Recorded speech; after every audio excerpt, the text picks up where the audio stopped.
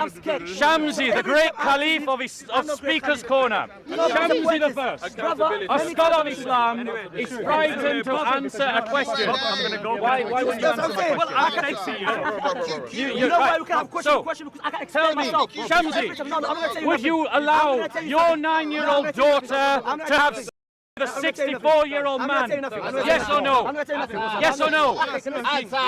Shamsi, would you? Is Muhammad an example to you? Is Muhammad an example to you? Okay, can I speak now? So my question Answer my question. No.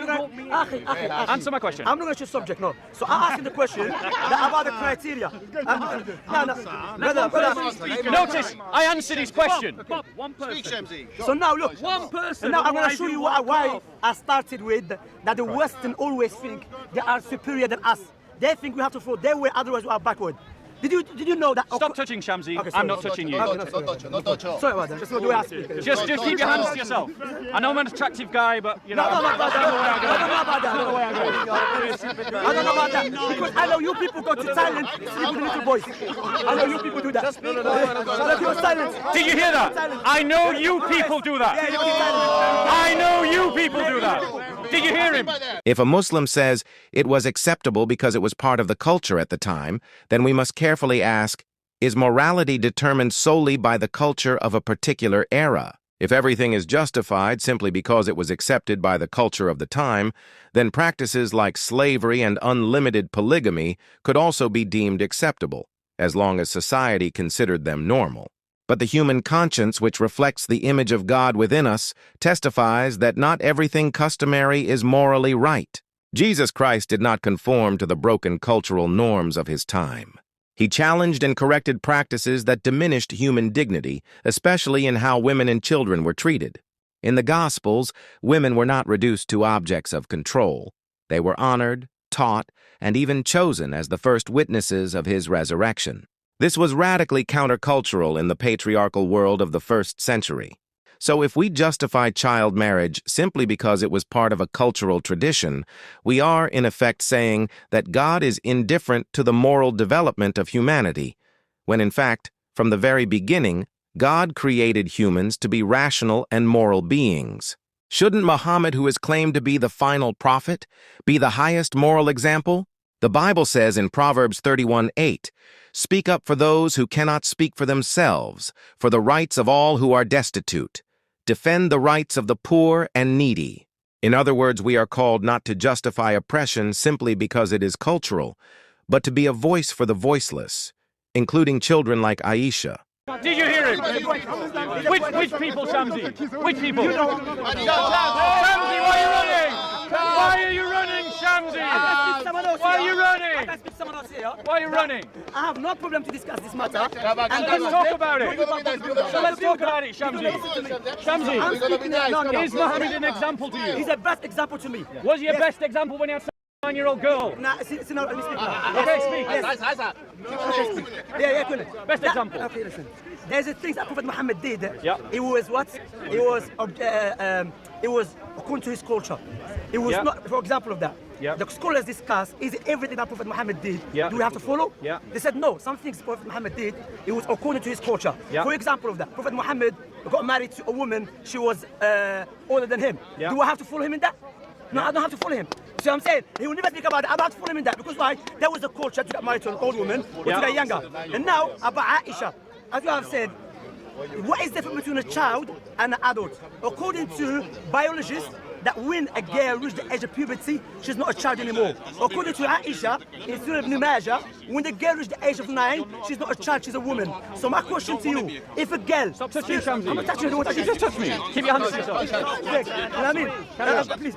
So I'm asking you, listen carefully to my question, yeah? Because the age that they set up is not our age, it's not African age, it's not the Asian age. My question, if the girl, spiritually, physically, mentally ready, why she can't get married? Okay, so the question is, if someone is spiritually, mentally and physically able to get married, why should they not get married?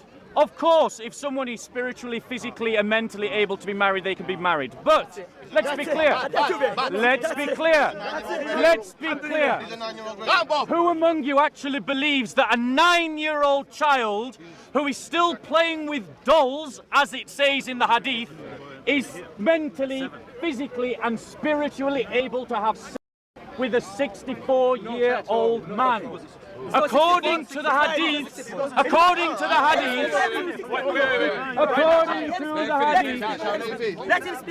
according to the hadith, as narrated by Aisha, she was still playing with toys. This is demonstrating she is not mentally able to have sexual relationships. Furthermore, Samshi is talking about entering into puberty. Are we honestly trying to say that the best example to humanity at all times and in all places is saying that the moment a girl begins to bleed, that she's ready to have sex? I have two young sisters.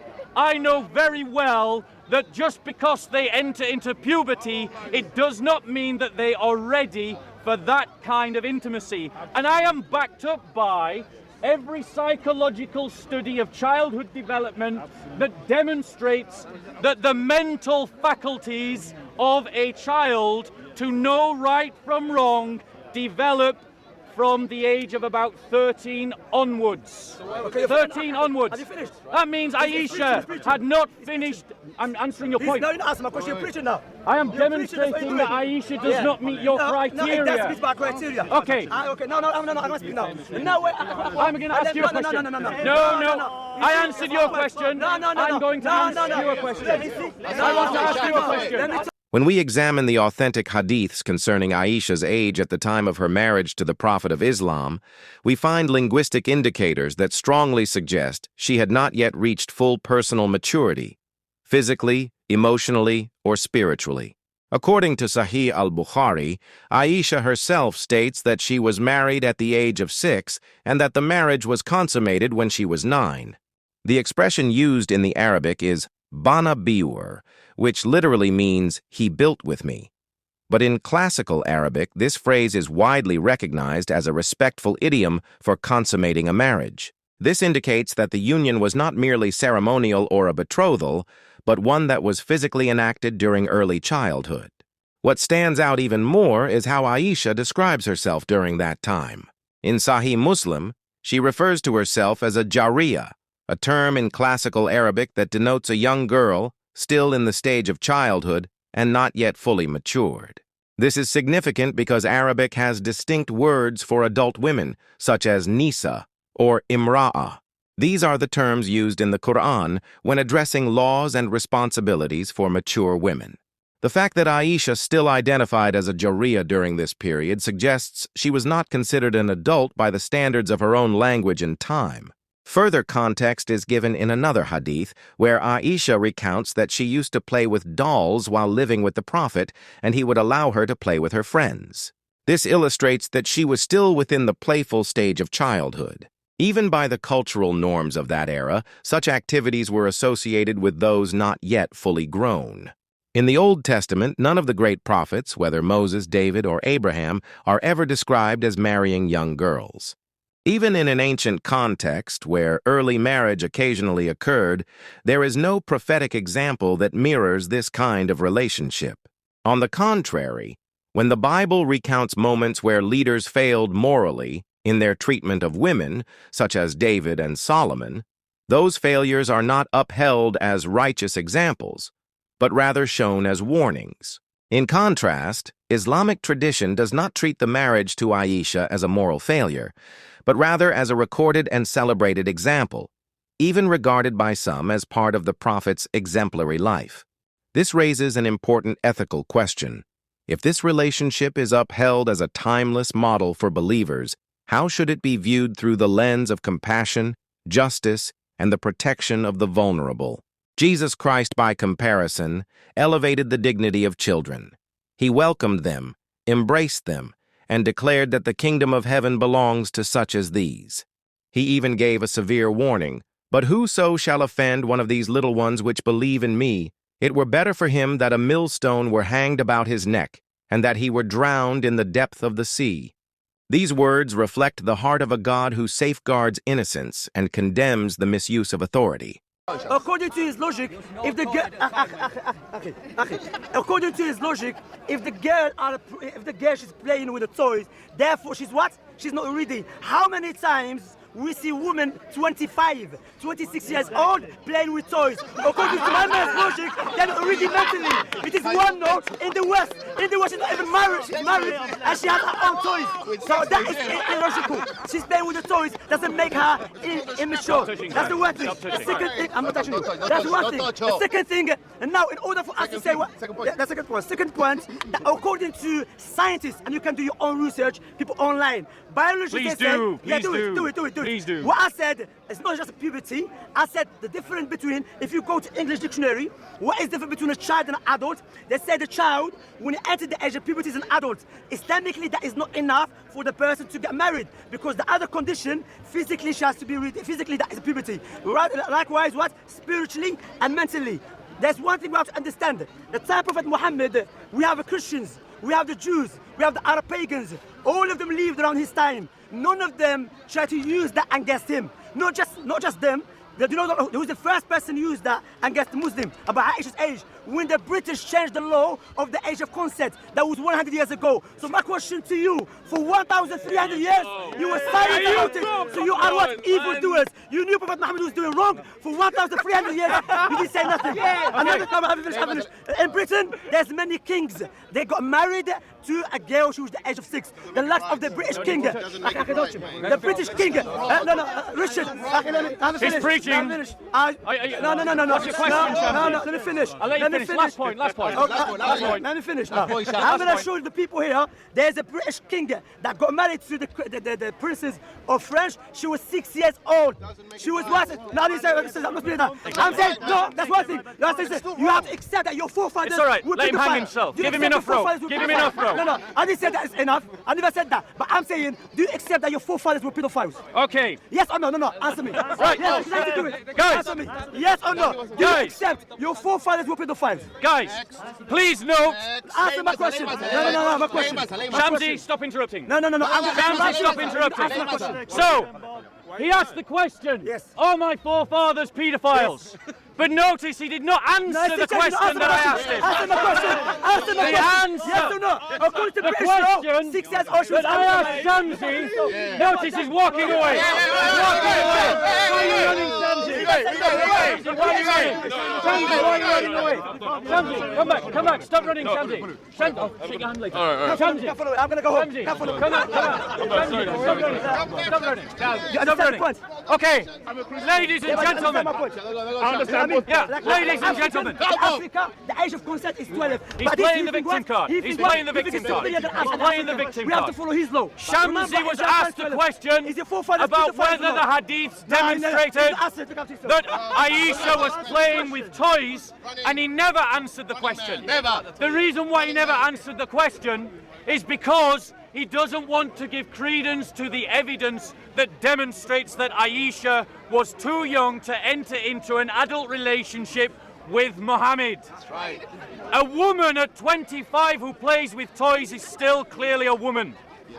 If she plays with toys, that is the choice of a woman. But if a child is playing with toys, this is seen as evidence that she is a child. Now, he asked the question about my ancestors. By our standards today, every one of those people would be considered paedophiles. Right. Every one of them. Yes. Including my direct descendants. However, I am not stood in this park saying that my greatest grandfather is an example for humanity today. That's right. But Caliph the First, Shamsi the Great, that great scholar of Islam, who has been here for the last 20 minutes trying to justify the sex of a 9-year-old child by a 64-year-old man, is saying that he is an example for all of you who can hear my voice. So my question to you is this. Do you want to follow my greatest great-grandfather who may have married a 9-year-old child?